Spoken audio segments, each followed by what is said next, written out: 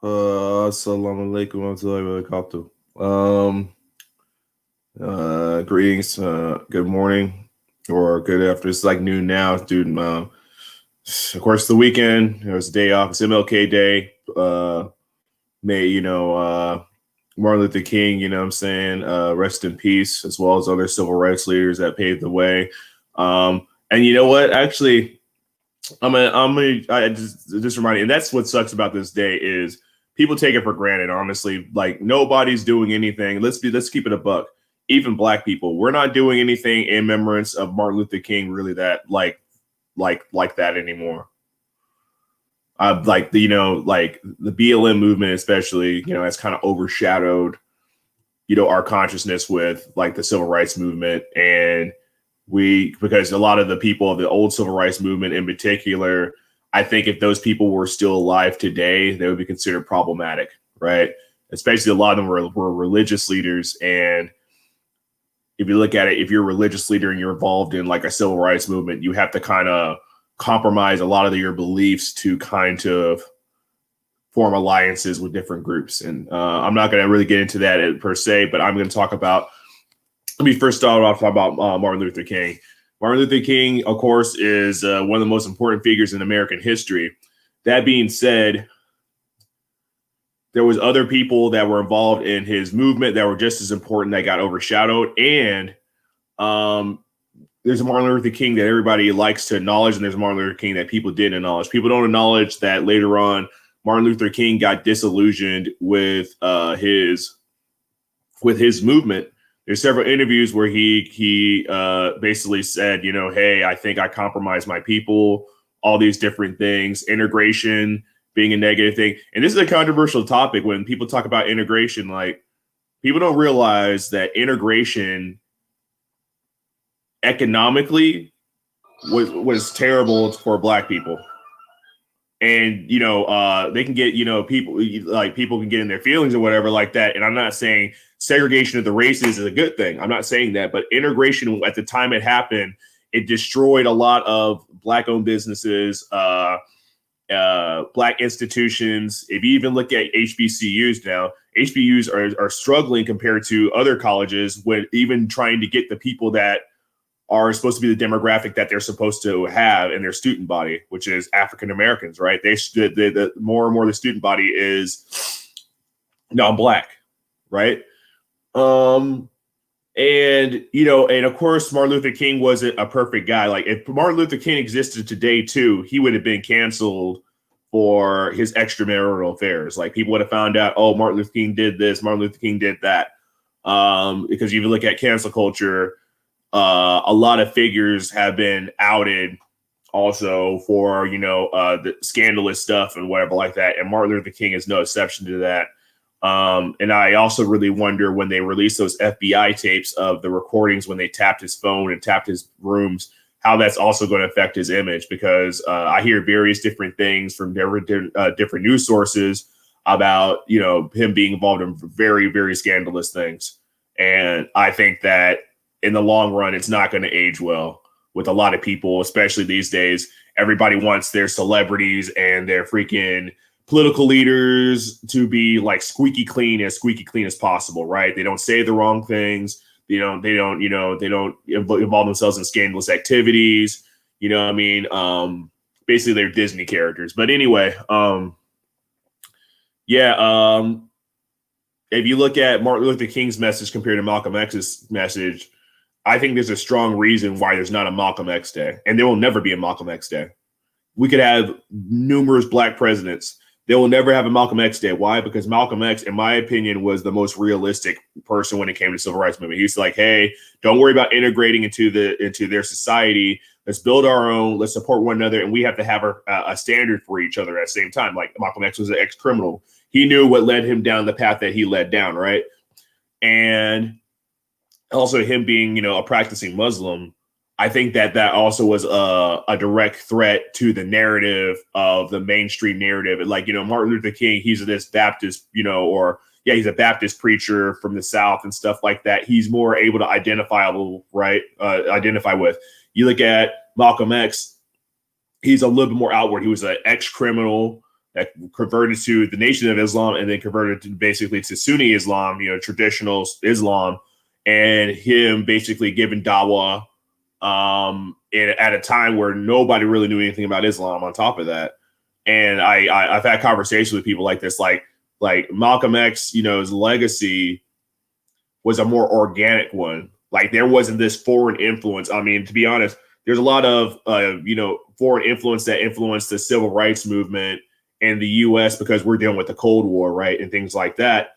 Malcolm X, it just seemed like he was beyond all that. He obviously wasn't a communist. He disowned white liberalism and white conservatism, period. He was like, hey, these two ideologies, both of these groups support their own agenda. They have their own agenda for us. Don't trust the white liberal. Don't trust the white conservative. And this is not saying, I'm not saying that white people are inherently bad. So don't think that it's racism. This is empirical facts of what Malcolm X said, right? I'm quoting what Malcolm X said and his ideas of, what he considered Black liberation, right? And that if that's a controversial thing, then so be it. But this is the facts that came out of his own mouth, right? So that being taken into context, if you look at the BLM movement is basically saying, hey, trust the white liberal, in of its sense. It's hand in hand with, certain agendas, certain parties and things like that. And doesn't shy away from that fact. Malcolm X was not tied to the Democratic Party. Malcolm X was not tied to the Republican Party. He wasn't involved in all that partisan BS. Even actually look at Martin Luther King, like even though I have my objections to Martin Luther King, right? Martin Luther King was a registered Republican. And actually at that time, if you look at the Republican Party, it had a huge Black voting base, especially in the North, because you look back, it was the party of Lincoln. It was the party of Lincoln going back there and whatever like that. And then, there's a Southern strategy. I'm not going to get into that and why that happened, but, he never, yes, Democrats signed the voting rights bill, but Martin Luther King wasn't an overt Democrat. He wasn't arm in arm with the Democratic Party whatsoever and stuff. He was willing to work with whoever was willing to work with him and things like that. So that's one thing I think is really puzzling about the civil rights movement then and the civil rights movement now. The civil rights movement now is heavily aligned with one party in particular. And, when even people of our community, of the Black community, try to get involved in civil rights stuff, if they don't basically bootlick to a certain party, their voices are not heard. And that's why I haven't voted since 2016. Oh, you know what? Actually, no, I haven't voted since 2007. Like I voted for Obama the first time. I haven't voted since then. Because I'm just disillusioned with the bipartisan system. I'm tired of this lesser of two evils BS. Both of the parties have problematic things that they support. And if I cast a vote for them, I am supporting those agendas. I'm saying that I acknowledge them, right? Hello, Sister Taka. Wa alaikum assalam. Thank you for tuning in. So this one, I don't know if you caught some of the earlier ones, but basically, Sister, what I'm going to talk about it's titled The Way of the World, and I subconsciously thought also it's Martin Luther King Day and things like that. So I don't know if you guys want to get in on this conversation. I'll put the invite in the chat because a lot of you guys are in the UK, and I think that we, as an African American, I can kind of give you my perspective on what this stuff means to me right now. So but anyway, I think it's real problematic,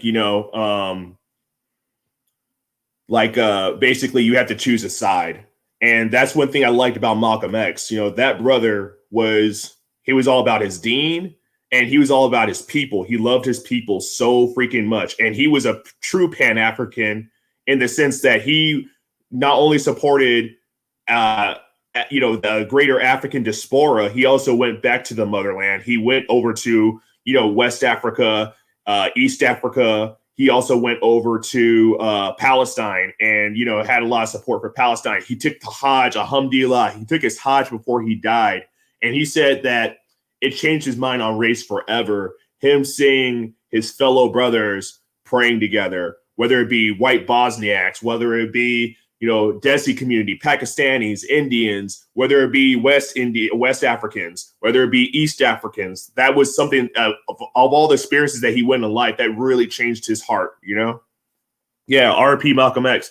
And I was saying this, Ibro TV, they're never going to have a Malcolm X Day in America, because Malcolm X, the way he approached the question of racism, especially, he approached it also from an Islamic perspective. Also, yeah, they couldn't groom Malcolm X. They couldn't do it. Hey, what's up, brother? You know what I'm saying? I'm glad you finally, was able to get into the chat and whatnot. I've been digging a lot of your content too. I really like the one on fabricated heroes, bro, because I've been doing my research into some of the people that you mentioned on there, and a lot of the stuff you're saying is factual, man, and it's going under the radar a lot. So, I mean, if you guys feel comfortable, I put the link down there.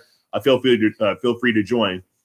But yeah, towards the end, even Martin Luther King got disillusioned with his own message, because he was noticing how he was being able to get groomed by the powers that be to basically sell out the community, whether it be the social welfare programs that, helped destroy the black family, the Vietnam War. When you notice that when the Vietnam War was really kicking off, he was basically being silenced by the Democrats, because the Democrats, believe it or not, were the ones that basically escalated the Vietnam conflict. And LBJ in particular was like, hey, I signed the civil rights bill. You better shut up about Vietnam. And Martin Luther King was like nonviolent.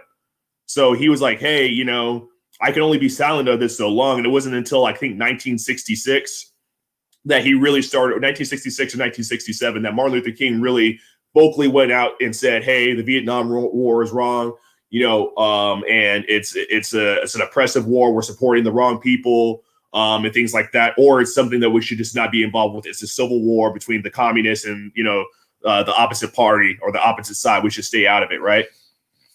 So, yeah, that being said, you look at how dignified Brother Malcolm was and how he strongly supported giving dawah and things like that. And that's one thing that I think was considered a super huge threat.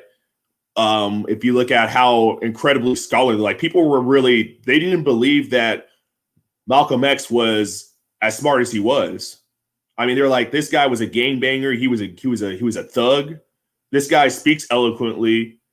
He's read books. He's well read.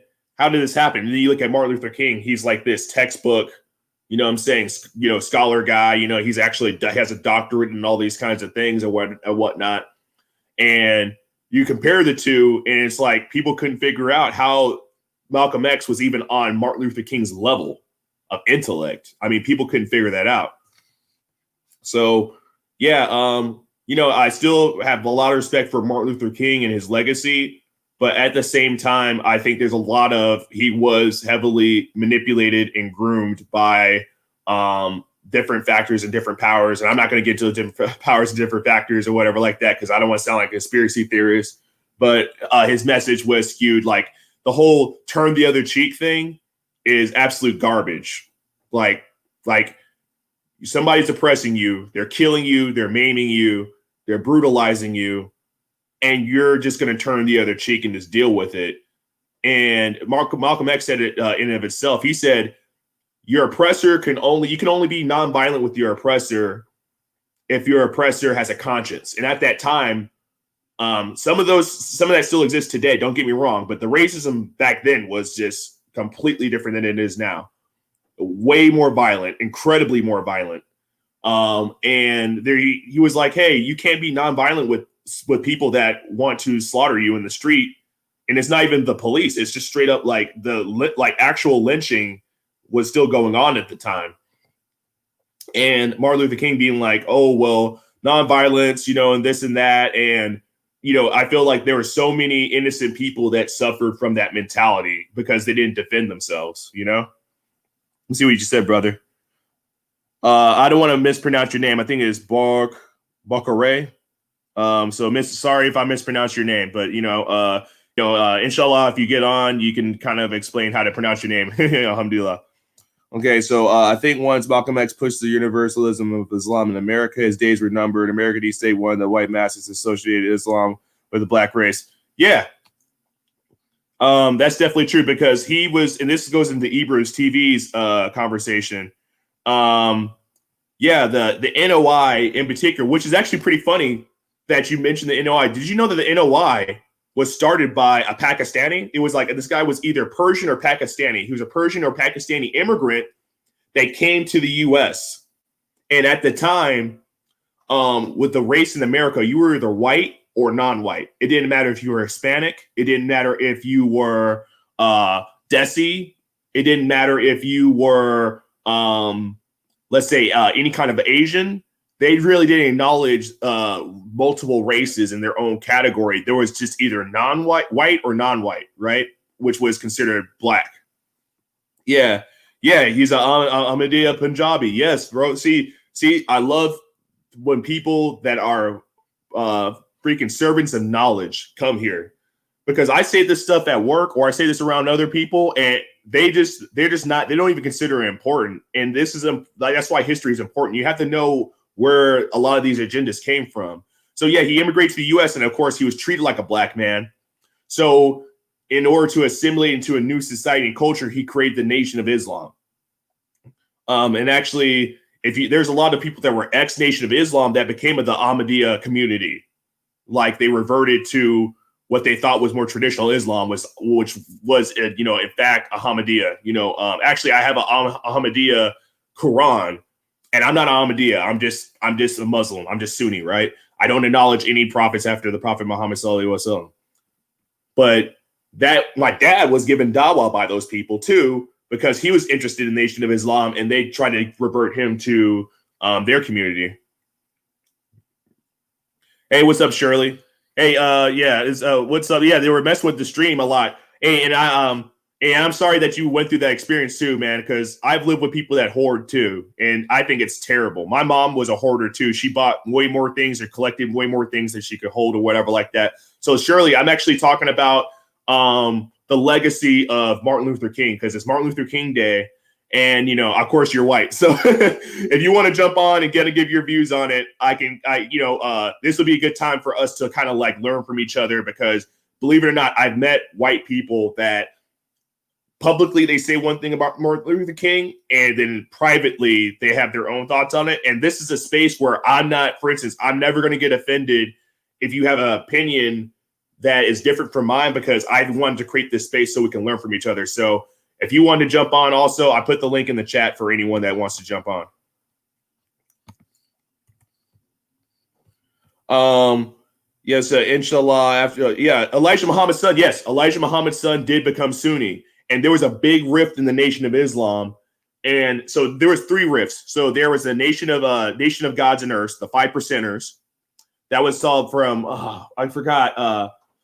The guy's last name was X too, but it was basically a more mystical version of the Nation of Islam. They're really big into numerology and things like that. And then there was Elijah Muhammad's son, who actually outed his own father to Malcolm X. He was like, hey, my father is engaging in zina. My father is engaging in all this haram stuff behind closed scenes and taking advantage of sisters. That's why Malcolm X broke off from the Nation of Islam. One of the main reasons is because it was so scandalous. Elijah Muhammad was basically having a lot of babies out of wedlock with a lot of the sisters there. And he was like, hey, that's haram. You're supposed to be our prophet, and you're committing all these haram acts. And that's what got him away from the Nation of Islam. So there was that. And then there was, of course, Louis Farrakhan, him trying to be more traditional and keeping up with the legacy of Elijah Muhammad. And he basically hated Malcolm X. And he publicly stated that, hey, we need to deal with Malcolm X. We need to get rid of this guy because he's turning so many people away from the Nation of Islam. Yeah, inshallah, after Farrakhan dies, most NOI members will be part of a Muslim. I really hope so. I really, really, really hope so, because the NOI is, for instance, they won't even debate actual Islamic scholars, because they know that a lot of their stuff is just based off of it's a reactionary black nationalist kind of ideology, and a lot of the theology is not rooted in actual Islamic theology. It's like, where are you guys getting your knowledge from? Like, you guys are just making stuff up as you go along. It's complete innovation. Like, and that's why I understand why a lot of the Salafis and stuff, I'm not a Salafi myself, but I understand why Salafis are so hardcore into being wary of innovation, because the NOI is complete innovation. Like, it's basically what Mormonism was to Christianity, and Mormonism was a complete innovation, like the ultimate fabrication of what traditional Christianity actually is, with Jesus existing in North America and all this other stuff, and the golden plates that magically appeared out of nowhere that nobody can find, all that kinds of stuff. NOI is the same version of that. Many look up to like Louis Farrakhan. They call him Jesus. Yeah, man. They literally worship Louis Farrakhan. Debated one and he lost really bad. I used very smooth Quran, but they still rejected. Yeah, man. It's like, how are you a Muslim and then the actual Quran has these verses and you just don't acknowledge them? Like, you just don't acknowledge them. It's some of the same thing. Like a lot of progressive, they're quote progressive Muslims. Like, they'll pick and choose verses to quote and stuff like that. To basically give dawah, but they ignore other verses that kind of basically set the standard of how to live like in accordance and submission to Allah subhanahu wa ta'ala. And even progressive Muslims, like in liberal Muslims, it seems like they're so afraid of being considered an extremist. And you following how to live your life in accordance to what Allah subhanahu wa ta'ala decrees is not extremism. Extremism is you going out of your way to oppress other people, commit acts of violence in the name of Allah. That's extremism. But me, like, for instance, I even get non-practicing people be like, me not wanting, I have my nafs, don't get me wrong, but me going out of my way to avoid my nafs, me going out of my way to avoid committing zina, me out of my way going out to avoid free mixing, me going out of my way to avoid committing shirk, which shirk is the worst thing you can do, right? And there's non-practicing people that are quote cultural Muslims that commit shirk like it's nothing. Like, they celebrate Christmas, they celebrate Halloween and all these things. It's like I think that's really self-conscious on them. They're really insecure in their deen. And me avoiding that, especially me being Reaver, and me avoiding that, they kind of look at themselves being like, whoa, this guy, he must be a Salafi. He must be a super extreme. I'm like, no, man, that's the least I can do, Foundation this week, yeah, it's sad. I see it daily. Yeah, man, that's what's up. Mormonism was a British Empire psyops to sabotage the early American Republic. Same with Baha'i to sabotage the Ottomans. You know what? I kind of believe that. Hey, actually, Sue, we got somebody in. Let me Mela, shoot, from DJ Kuda. What up? Hey, Zach. Yeah, I'm glad to hear you acknowledging MLK. I had a few questions that maybe you could answer according to your expertise of thought and experience, right? Mm-hmm. And there are those who are of our ilk, our beliefs and skin color and culture that just want to dismiss his importance, and I was wondering if you could attest as to why you would think that someone would have the unmitigated gall to dismiss his importance. That's confusing to me. I understand a lot of things in life. That's one of those things that are confusing to me. So you're talking about Malcolm X or Martin Luther King? Which one?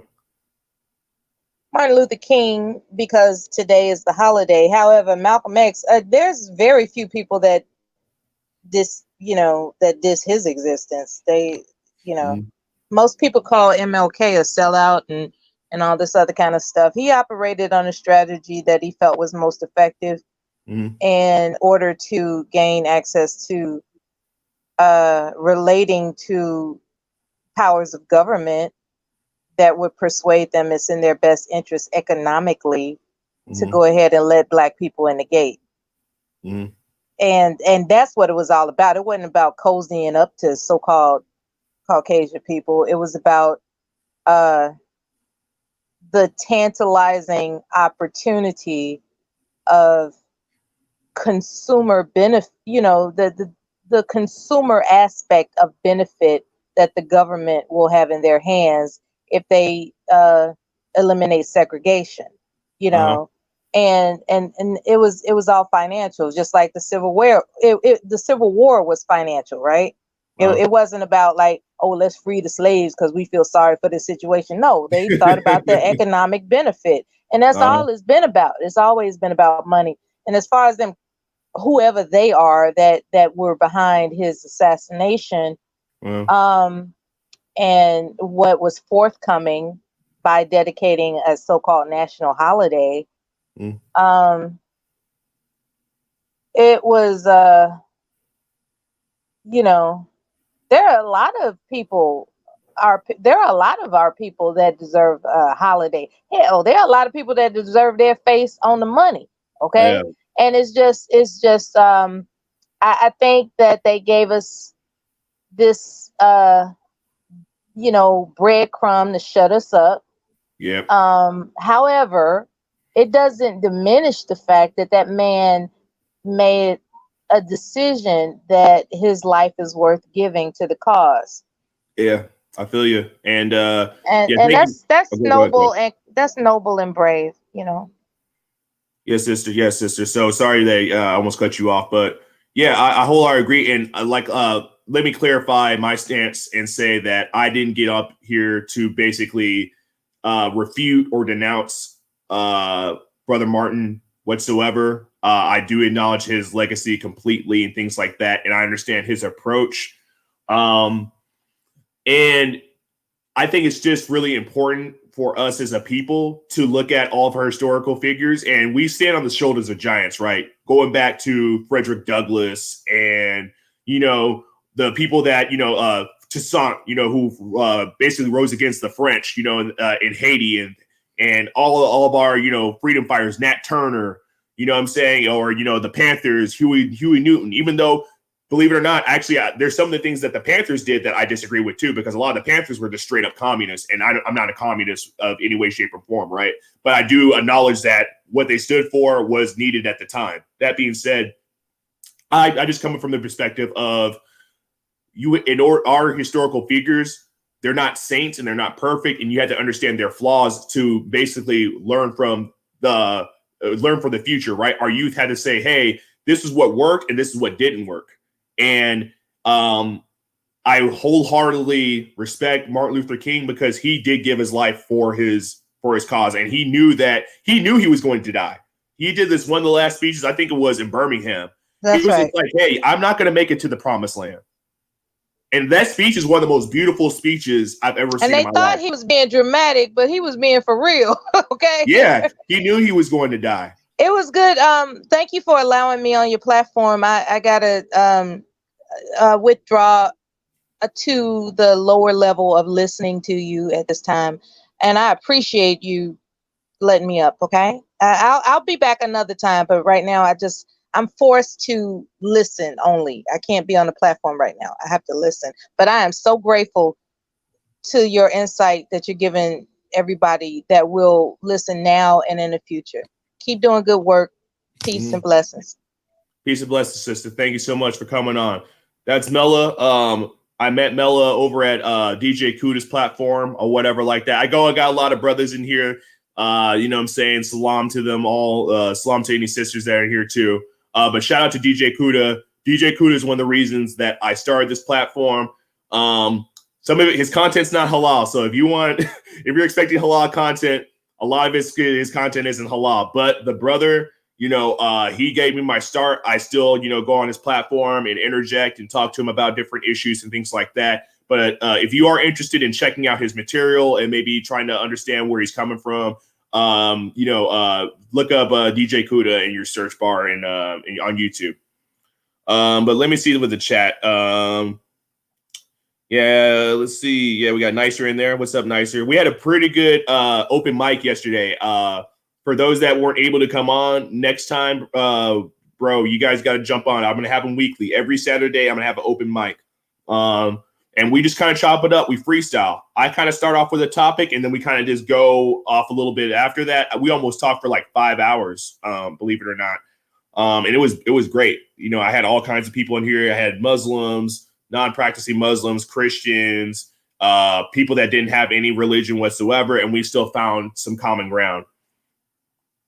Yeah, Shirley. Nobody's perfect, man. And that's the thing that is important about history. That's why I love history, right? Is history makes me realize the human element of things. And you know, even our parents, like, you know, everybody we're taught to love and respect our parents for the most part. Our parents aren't perfect. And us as children, as the offspring, our duty is to learn the mistakes of our parents to better influence when we have kids, or let's say they're not our biological children. I'm going to be a teacher, right? I had to learn the mistakes of my parents and how they taught me and how they treated me to where I'm going to teach my students, right? I have to learn how to be more empathetic. I have to learn how to read people better, things like that. Yeah, look forward to it, man. Yeah, brother. Yeah. I'll send the link one more time if anybody wants to still jump on or whatever like that and get their thoughts about this. But yeah, I think that's the gist of what I think about MLK as a person, MLK, the civil rights movement so far. I don't want to beat a dead horse and things like that. But the title is This is the Way of the World.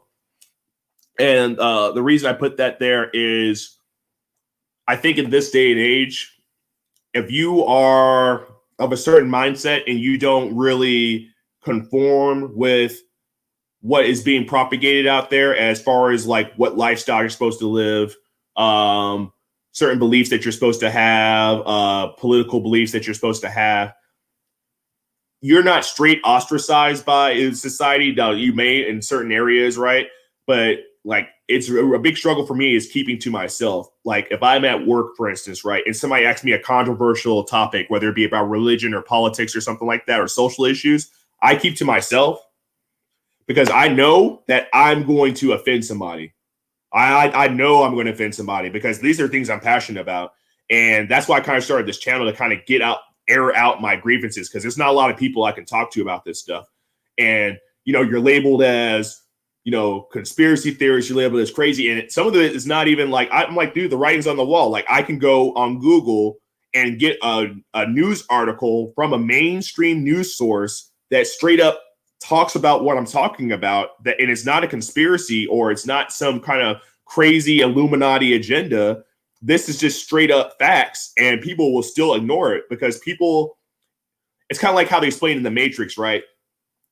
In the Matrix, they're like, hey, there's people that don't want to get red pilled. There's people that don't want to have their world basically destroyed before them. Like, you know what I mean? And they're going to choose to remain ignorant.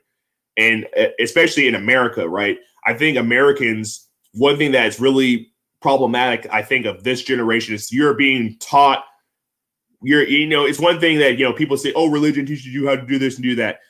We have secular influences that are telling people what to think, telling people what to talk about, telling people how to dress, telling people how to do this and do that. Nobody's questioning what's fueling this, right? Like as somebody that believes, right? I believe that I accept a certain lifestyle depending on somebody that's higher than me, you know, and it's called faith. I have faith that there's not 100% proof that Allah subhanahu wa ta'ala exists, but I take signs of the miracle of creation and being as an inspiration of, hey, I believe in divine revelation and that I do X, Y, and Z, right?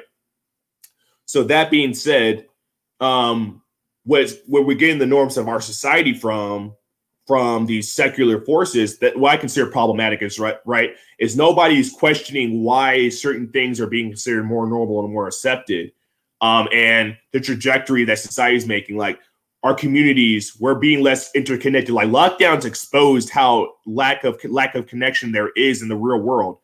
You know, nobody knows what who their neighbor is. Nobody talks to their neighbors. Nobody's involved in their community. Like nobody does anything in their community. No charity. No volunteering. Nobody. You know, there's nobody hangs out with their neighbors. Very few people actually have real friends that they can actually consider a friend. And this is all kind of compounding like the sense of we have this illusion that's been basically shrouded over us of the society we live in. And lockdown has been exposing that we don't, the way our community, our society is, it's just basically, it's all basically like a veil that we put over ourselves. You know what I mean? So Ebro says Illuminati is real. Hey, I'm going to get out of there, but I'm going to say this. I've had several conversations with peers, with like friends or coworkers and stuff, where I show the writing on the wall, right? And I'm saying there's no coincidence that all these people, these high elite influential people, push the same narratives, the same agendas, and they do really questionable things as far as like one symbol that I think is really problematic. And let me take my glasses off to do this. I don't know if you guys have ever seen this symbol. There's a lot of celebrities.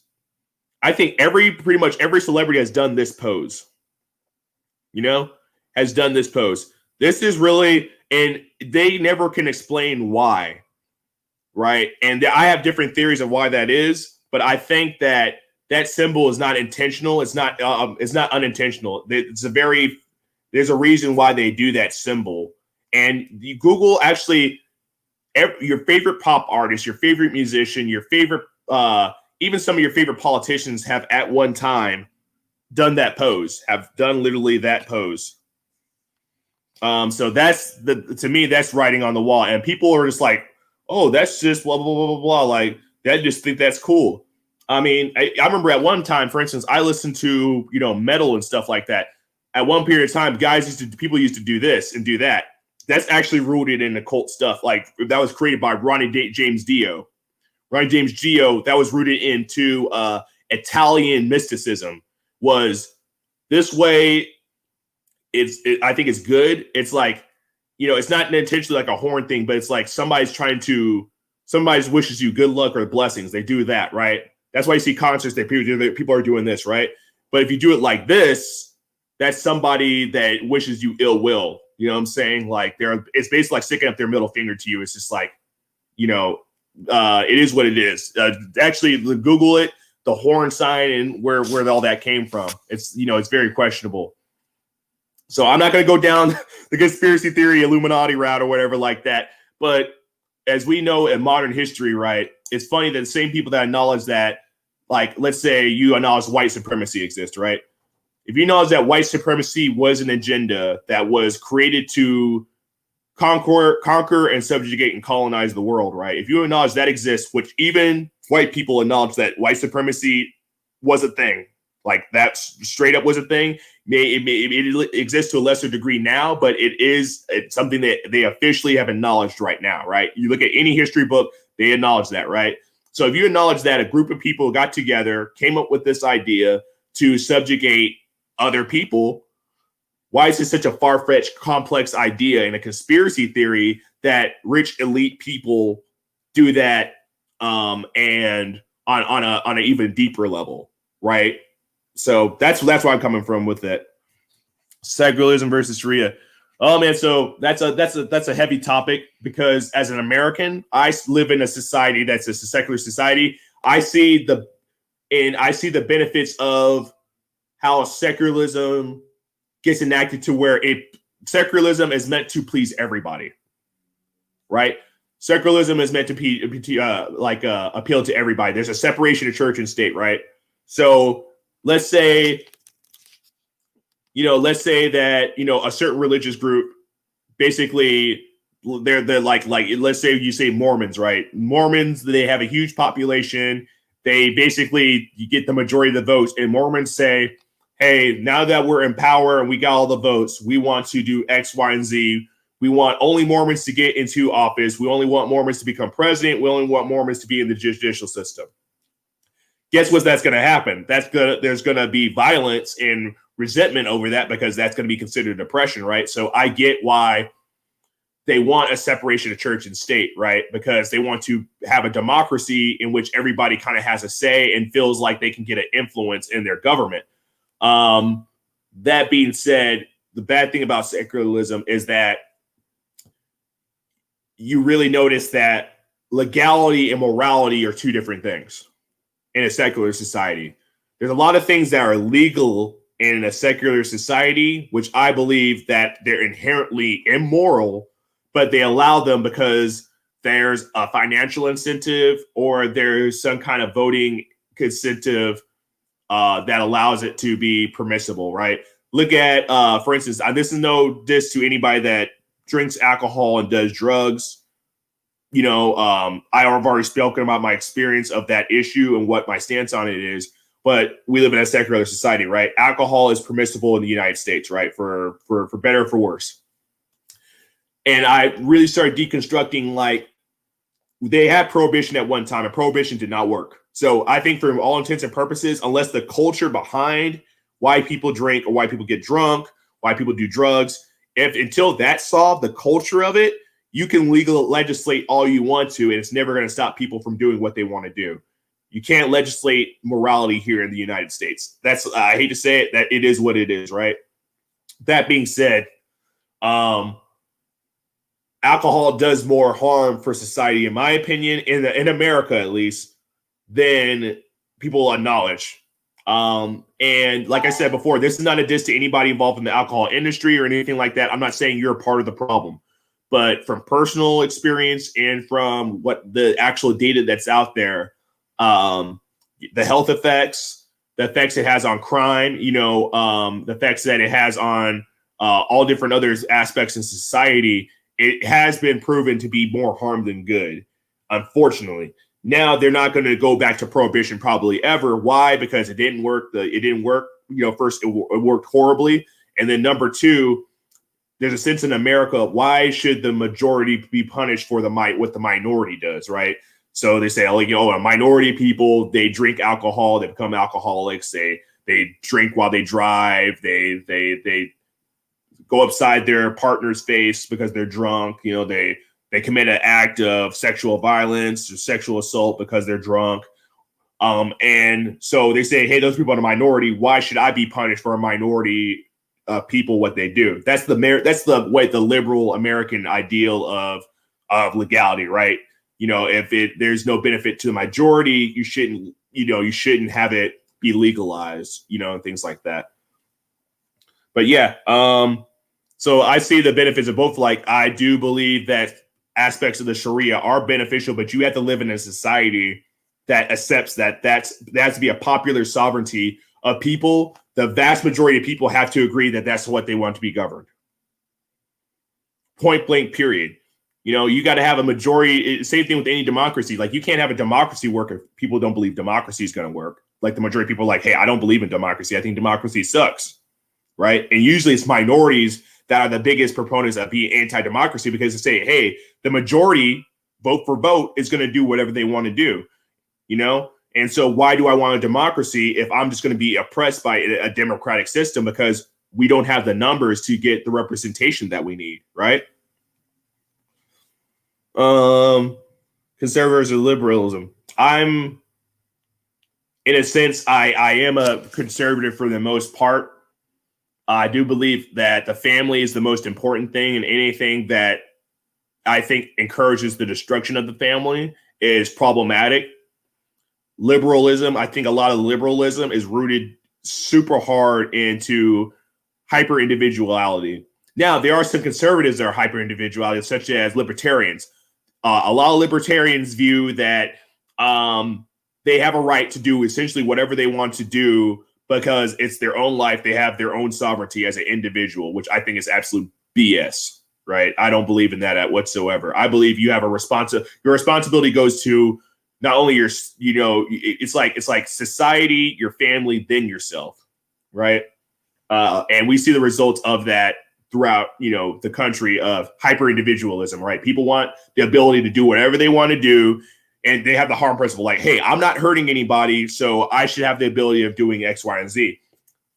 Granted, that's completely understandable. However, the harm principle sometimes does not apply a lot with, if you look at, for instance, I believe that if people want to have sex, right, they should have the ability to have sex if it's safe and it's done in a way that doesn't have negative repercussions for society. However, now these days we have a very hypersexual culture, right? It's not like, oh, you know, well, free love and all that stuff. It's like people, it's now even being normalized for people to be HIV positive, right? Now there's a stigma behind it. I understand why people are against that, but it should not be considered it shouldn't be considered not a big deal to be HIV positive. a lot of people that are HIV positive, unfortunately, it's because of unsafe sex practices and other lifestyles that they did that ended up making them contract HIV. It's not like back in the day where people were getting HIV through blood transfusions. A lot of the HIV they get is through needle sharing and promiscuous sex, right? People don't want to acknowledge that. And promiscuity is bad in the long run because promiscuity is what's helped create the single mother epidemic, the welfare state, STDs, especially incurable STDs. Look at like herpes, for instance. I'm not trying to be vulgar, but those STDs, they still can't figure out why people are still contracting STDs, even if they have access to, contraception. And you can get condoms from pretty much anywhere. And also the human element is you may be a promiscuous person, but the person you have sex with may not be a promiscuous person. And so there's also an emotional and a spiritual baggage, I think, that happens with people when they pursue having promiscuous sex with lots of people. Hearts are going to get broken, feelings are going to get hurt, and a lot of people are also manipulated into being sexually active with people when they're not necessarily ready. Also, that's an element that doesn't happen, and that happens a lot because you have a hypersexual culture. Sorry, I missed some of the comments. I seen videos of a bar that reopened during the pandemic. Fools were pushing around what looked like baby walkers. That shit was funny. It is what it is, I guess, right? If you were, Ebros, the TV says, if you were given a chance to be born in a different country, would you? I mean, shoot, shoulda, woulda, coulda, right? Shoulda, woulda, coulda. That's a hard decision because I'm going based off of this American ideal. Like, I'm an American, for lack of a better word. I've been here most of my life. This is what, and I've been in Europe, so I've been in Western countries my entire life. So my idea of being born outside of a Western country is still kind of foreign, So I think yes. I think that despite the quote third world as we paint it, I think that I would still be a decent person and be decently off being born somewhere else if they had at least a decent education system. Believe it or not, a lot of quote third world countries have a better education system, especially primary public schools, than we do in the U.S. I think I could be born in West Africa. I meet tons of Nigerians that are super smart. I meet tons of East Africans that are super smart. I meet people from South Africa that are super smart. I meet people from North Africa that are super smart. I meet people from India and Pakistan that are way smarter than their American counterparts. There's somebody that I work with from freaking Pakistan. She speaks 5 languages. She's super smart. She has a degree. She's probably going to get another degree. Like, this girl is a freaking genius. She's smarter than all of her coworkers, and she's from a, quote, third world country. On top of that, she's a woman from a third world country, from an Islamic third world country at that. So, granted, the girl doesn't practice or anything like that. May Allah subhanahu wa ta'ala guide her. But that being said, she's way more qualified than anybody. I think she's more qualified than anybody in my whole organization that I know. She's the smartest person in the room 99% of the time. So if she can do that, right, granted, I could be born in another country and possibly have the same opportunities, if not more, depending on what kind of environment I'm raised in. A lot of it has to do with parenting, having good parents, and being raised in a culture that values productivity and success. Americans, unfortunately, a lot of us don't value productivity and success. We value productivity and success as a means to attain more time for materialistic and pleasure, right? Other communities, I think they don't view it as much as that. I think they view success as being able to better their community and better themselves. In West Coast, they'd probably beat your ass. Yeah, I mean, shoot, yeah. I mean, it is what it is. They beat you in class. I mean, yeah. Hey, and you know what? I'd rather have that than what we have in the U.S., which is a bunch of freaking soft-ass kids freaking whining and complaining all the time about, really simple, stupid stuff. And American kids are the most spoiled, entitled, like Western countries in general. I'm just going to say in general. Kids in Western countries are the most entitled, spoiled brats I've ever seen in my life, bro. They think they're owed everything. They don't think they think they're owed everything. Like everybody has to bend their knee to make them happy. Even at one time, I even thought that, because you're raised in this culture, it's kind of inevitable. Like you're raised in Americans, we're very entitled. We think we can go anywhere in the world, and that people all over the world, no matter what culture they are, no matter what religion they are, they have to adapt and accommodate us. American tourists, besides tourists from other countries, and I'm not going to mention what countries they are because I'm not going to just channel flag. We go all around the world and we think that everybody has to literally worship the ground that we walk on. You know what I'm saying? So I think it's super stupid. So I think, I'm going to go back to the main topic. So the main topic is the way of the world is, if you have strong convictions and you are uncompromising in your sense of morality and ethics, you will make a lot of enemies. You will make so many enemies. You'll make more enemies than if you're just laissez-faire and kumbaya and you kind of just live to let live and things like that. Granted, especially if you live in a multicultural society like America, right? It's good to have that so you can get along with people and coexist. At the same time, sometimes we do that and we sacrifice what we truly stand for, what we're supposed to truly stand for, internally, like our sense of integrity. We lie to people because we don't want to hurt their feelings. We say things that are not going to offend people, even though we have our own truth and we're afraid of telling our truth because we're afraid of the repercussions of doing it. All kinds of stuff. Like our society promotes lying as being acceptable format to progress yourself. I mean, all of our celebrities, all of our politicians, right? They say that lying is okay. Like they lie, they lie so much that they think it's true because they say it with such conviction and confidence. And because of that, we see the moral fabric of our society slowly get lesser and lesser and lesser, because if you can justify lying, you basically set your whole society up for failure. If you say that lying is a good thing in order to get things done, then you create, I think, a real problematic society. I did 2 years in Malian school. It was heavy culture shock. They work hard. Yeah, man. Dude, Americans, we used to be some of the hardest working people in the world.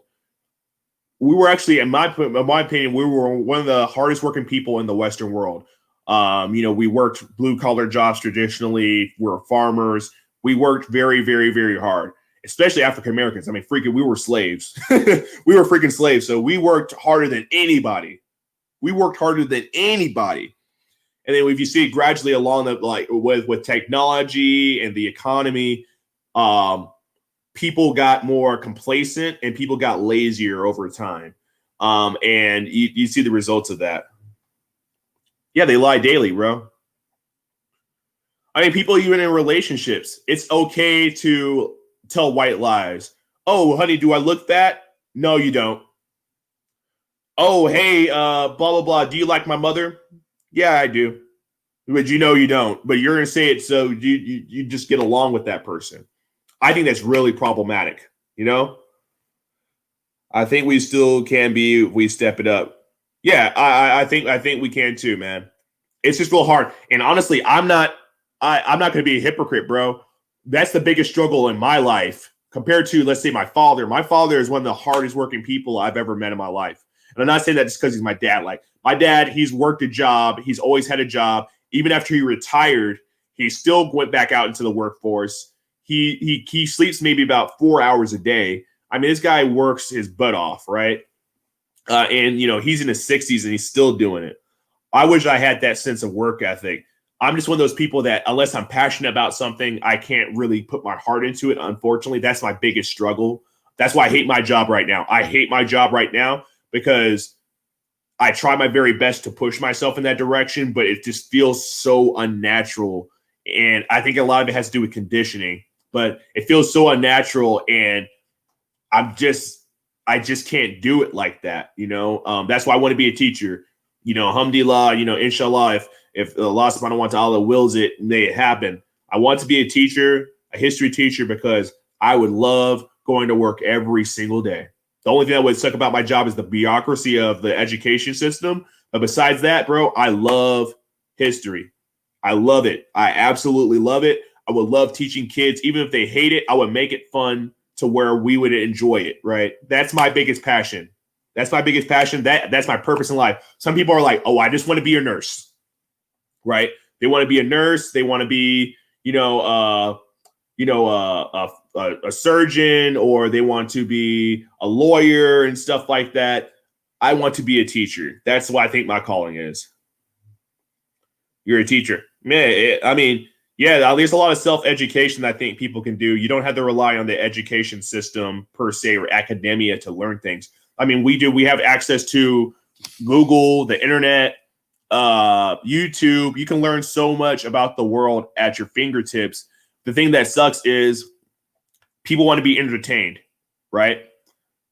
So I think the very most point, the very big thing that these days is people, I think, are more ignorant in the sense that they only want to know things that benefit them. So I see a lot of people, they're educating themselves about stocks, which is, hey, if you're a financial guru, you're into finances, then hey, that's your thing. But if it wasn't for the incentive of them getting money, then they wouldn't be into it whatsoever, because it would be a complete waste of time. Entertainment, music, movies, those are entertaining. So of course people are going to be into that because it's entertaining, right? It gets your mind off of things. It's fun. It's a pastime, whatever, right? People also, actually the majority of the internet, believe it or not, is pornography. So people want to get entertained and they want to get themselves off. And so that's the majority of what they spend their time on the internet for. It's not learning anything. It's not better. It's not doing things to better themselves or learn about the world around them. It's just to do mind-numbing activities, if you will. Yeah, and I agree, bro. TV, we're super, super freaking lazy. We're super lazy. So I've been going on for a little bit, man. Like I said, slept in, bro. I need to offer Salah for Dahor. Oscar's coming up. Yeah, dude, time just breezed by, and I got to go do some grocery shopping. So I'm going to end this one right now. Thank you so much for tuning in. It's like, share, subscribe, bro. I can't say that enough, man. I get a lot of people that come in, they won't like the video, and things like that. And I get it because I have that problem sometimes. I'll just check out a video, I'll go do something else, I'll forget to like it, and stuff. Like, share, and subscribe. By all means, if you know anybody that likes this that would like this content, please send them my way, so they can be part of this conversation and let us learn from each other. So, assalamu alaikum warahmatullahi wabarakatuh. You guys take care. Studio.